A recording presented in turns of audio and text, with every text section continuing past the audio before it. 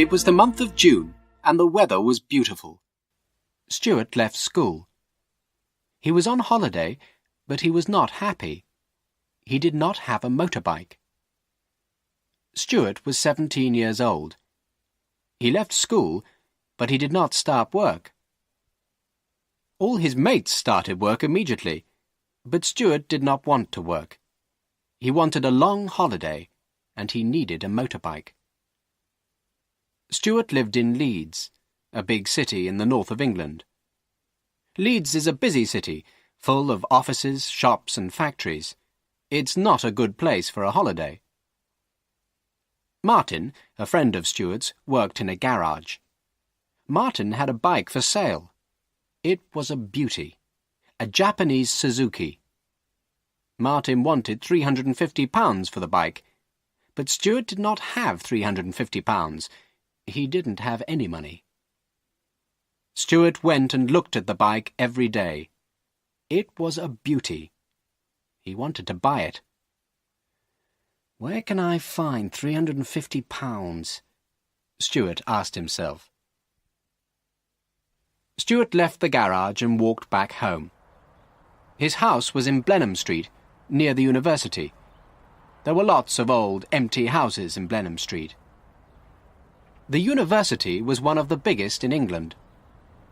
The university often bought land and buildings. Most of the old houses in Blenheim Street belonged to the university. Some of these houses had been empty for years. Stuart often searched through them. Sometimes he found old books and gramophone records. One day, he told himself, I'll find something valuable. There was a large house at the corner of Blenheim Street. Its owner, a rich old woman, had died a few days ago. The university bought the house immediately. Now the house was empty. There was wood across the front door, and the windows were broken. Someone looked out of a window. It was a man of about 20. He had long hair and was wearing a headband. He looked strange. He was a squatter. Squatters live in old, empty houses, and they don't pay any rent. The stranger waved to Stuart. He wanted to speak to Stuart. What does he want? Stuart asked himself.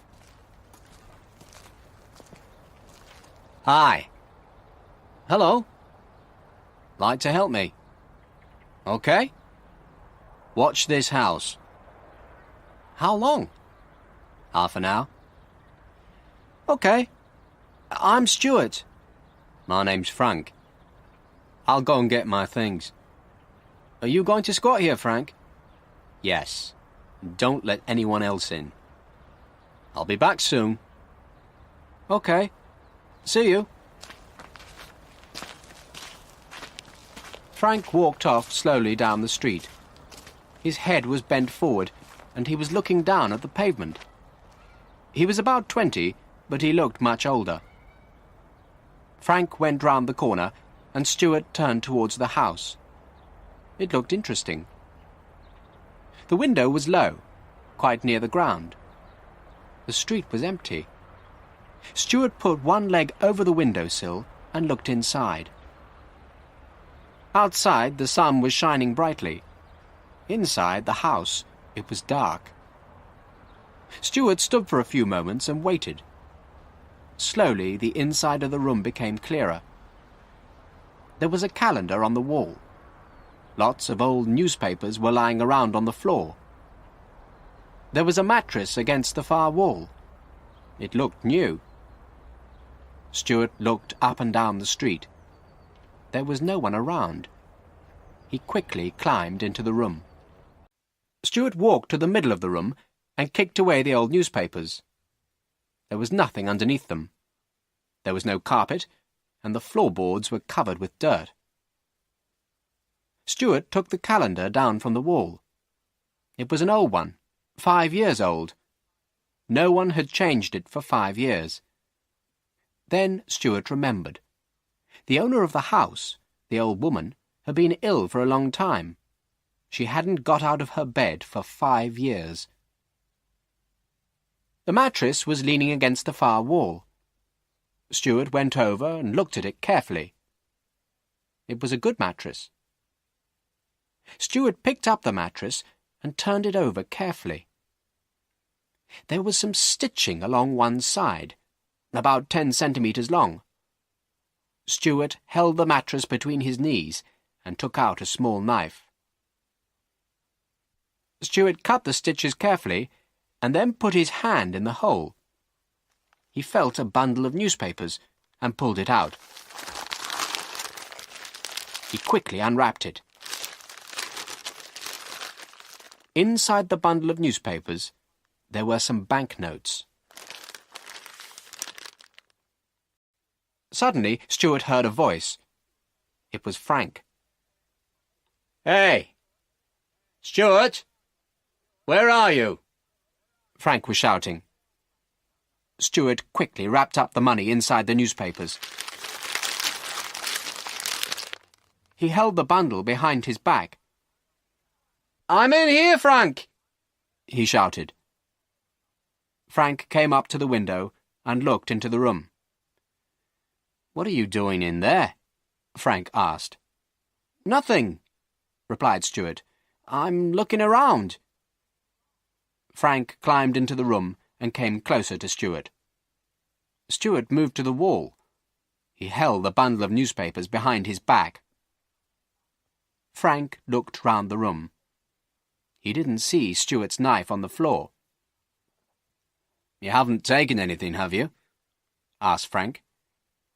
"I haven't taken anything of yours," replied Stuart. "You've moved this mattress," said Frank.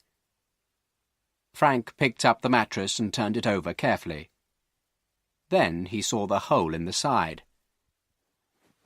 "You cut this mattress?" "It was stitched." "Is this your knife?" "Yes." "What were you doing?" "Nothing." "You found something." "I didn't." "What's that in your hand?" "Where?" "Behind your back." "Nothing." "You got something." "Some old newspapers." "Hand them over." "They're mine." Stuart remembered the motorbike. He needed the money. He was going to keep it. It was his money, not Frank's. Frank was holding Stuart's knife in his hand. He came nearer to Stuart. "Give me those newspapers," he said again. Stuart had an idea. "There's something else in the mattress," he said to Frank. "There was something under the newspapers. It's still there." Frank looked at Stuart for a few moments. He didn't believe him at first. "Look and see," said Stuart. Frank put the knife down on the floor. He picked up the mattress and put his hand deep in the hole. Stuart did not wait for a moment. He turned and jumped out through the window into the street. He ran quickly. There was a turning on the right. Stuart ran round the corner.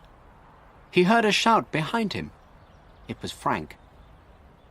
Round the corner, there was another old empty house. It had a large garden on one side. Thick bushes had grown all over the garden. Stuart jumped over the low wall. He ran for a few metres and then hid under some bushes. Stuart heard more shouting and footsteps. The footsteps became louder, then they stopped. Stuart waited silently. He did not breathe. Then the footsteps started once again. Stuart laughed quietly to himself. Frank had quickly picked up Stuart's knife. He jumped out of the window after him. Frank saw Stuart.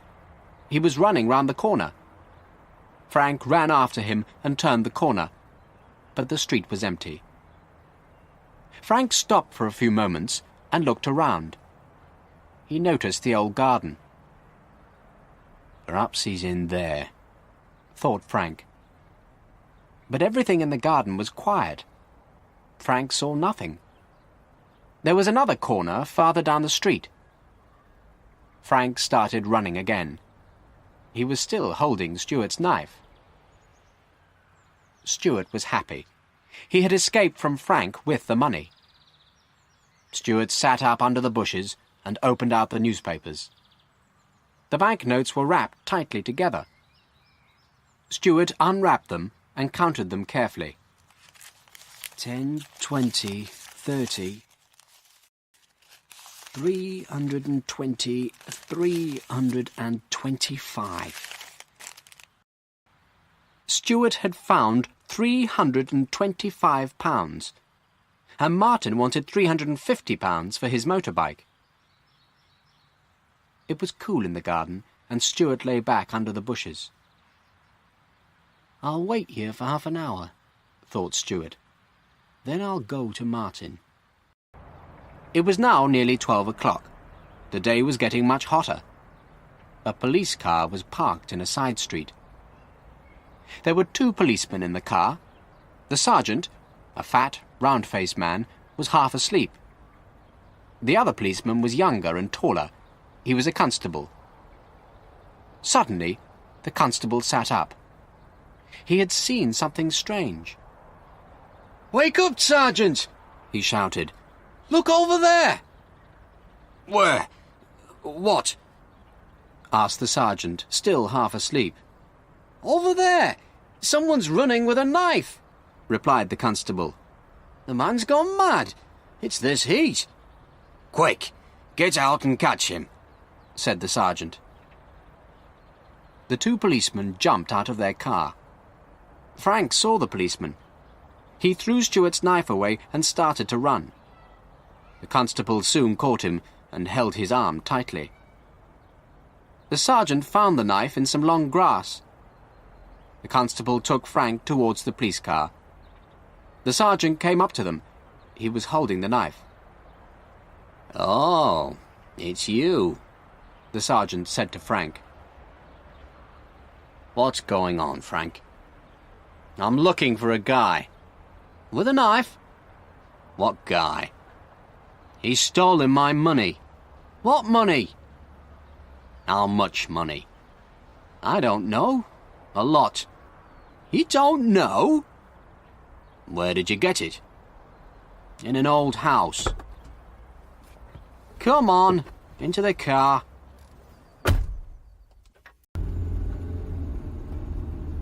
"Where are you taking me?" asked Frank. "To the police station," replied the constable. "But I haven't done anything. The money was mine. That guy took it. What's his name? Stuart. Stuart took it." "Who's Stuart?" asked the constable. "I met him in an old house," replied Frank. "Where you found the money?" asked the sergeant. "Yes, I found it inside a mattress," said Frank. "Who's got the money now?" asked the sergeant. "That guy, Stuart. He ran away with it." "So now we have to find Stuart," said the constable. Stuart waited in the garden for half an hour. It was getting hotter. It was nearly 12 o'clock. "I'll have to move now," thought Stuart. "Martin goes for his lunch at 12:30. Stuart looked out carefully from the bushes. The garden was empty. He hurried out of the garden onto the street. He walked towards Martin's garage. Stuart did not see the police car. It stopped outside the garden a few moments later. "Look in this garden," Frank told the policeman. "Perhaps he's hiding in here." "Hi, Martin." "Hello, Stuart." "How much for the bike?" £350. "I want it. How much for me?" "Still £350. "Have you any money?" "Yes." "How much?" £300. No, that's not enough. 325? Okay, she's yours. Great, thanks. The policeman got out of the car. Frank got out too. The constable held his arm tightly. The sergeant went into the garden. He looked around for some time. Then he came back. He was holding a bundle of newspapers. "There's no one there," the sergeant said, "but I found these old newspapers." "That's them!" shouted Frank. "Something was wrapped in those newspapers." Just then a motorbike drove up towards the police car. "That's him!" shouted Frank excitedly. "That's the guy! He's bought a motorbike with my money." "Stop!" the sergeant called to Stuart. "Stop!" Stuart did not see Frank. What do the police want? Stuart asked himself. I haven't done anything wrong. I'm driving correctly. Stuart stopped the bike by the side of the road. He took off his helmet. "Is that bike yours?" the sergeant asked him. "Yes, it's mine," replied Stuart. "I bought it at the garage down the road." Then Stuart saw Frank. "What have you told these cops?" Stuart shouted angrily at Frank. "We'll all go to this garage," said the sergeant. They all walked back to Martin's garage. A big black cloud now covered the sun. It was beginning to rain. "So, this lad paid you £325 for this bike," the sergeant said to Martin. Martin agreed. "And where did you get this money?" the sergeant asked Stuart. "I found it," replied Stuart. "I found it in a mattress. It was in an empty house." The sergeant took the money from Martin. "We'll look after this money," he said. "You two can go now." "It's my money!" shouted Frank. "Do you want to come to the police station with us?" asked the constable. Frank walked away, still shouting. "I'm sorry," Martin said to Stuart. "It's my bike again." "Not for long," replied Stuart. "What do you mean?" asked the sergeant. "It has started to rain now," replied Stuart. "I don't want a holiday. I'm going to get a job. I'm going to save another £325 and buy that bike."